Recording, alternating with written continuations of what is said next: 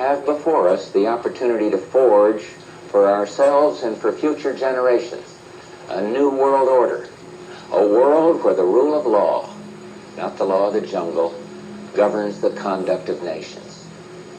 When we are successful, and we will be, we have a real chance at this new world order, an order in which a credible United Nations can use its peacekeeping role to fulfill the promise and vision of the UN's founders. I mean, everybody's got something to say these days. Mike Huckabee recently said, people shouldn't join our military until a true conservative is elected president. Think about that. It was so outrageous, 47 Ayatollahs wrote us a letter trying to explain to Huckabee how our system works.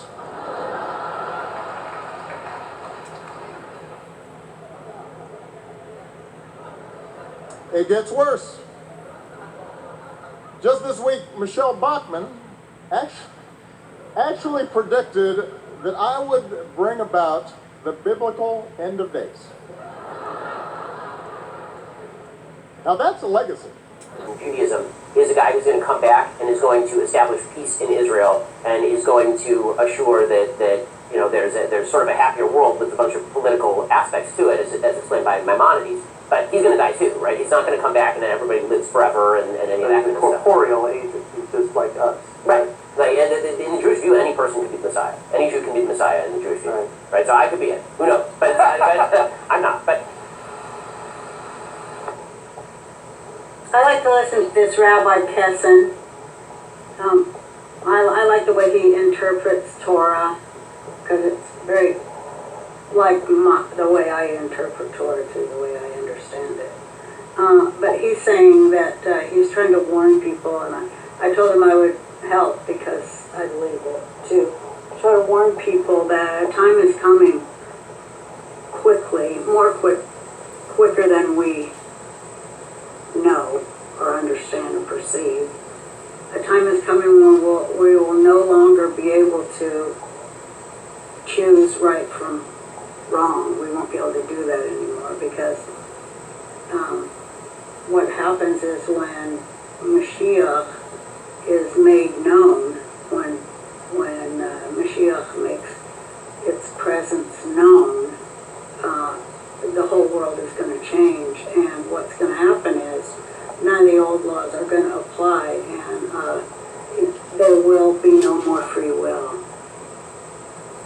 So it's wise that you get into repenting and understand what you've done with your free will and try to correct what you haven't corrected with your free will.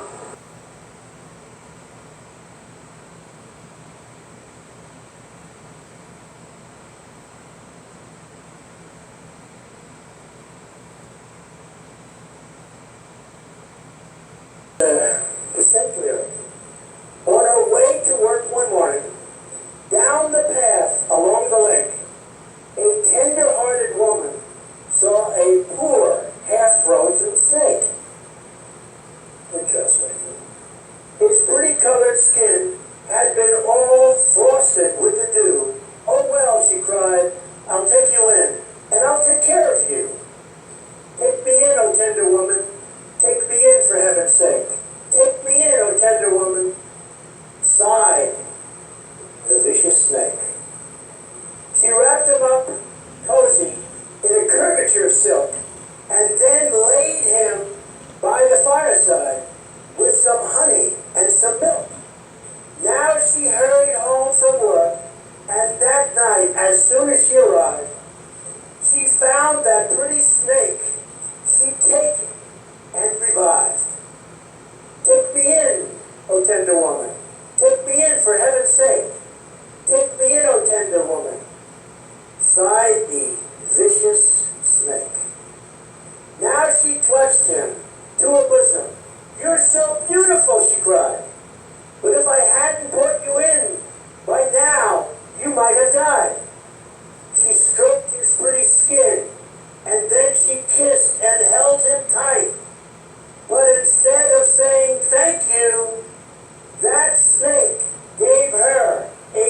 vicious bite. Take me in, O tender woman. Take me in, for heaven's sake. Take me in, O tender woman, sighed the vicious snake. I saved you, cried the woman, and you've bit me, heavens why. You know your bite is poisonous, and now I'm going to die. Oh, shut up, silly woman, said the reptile with a grin. You knew damn well I was a snake before you took me in.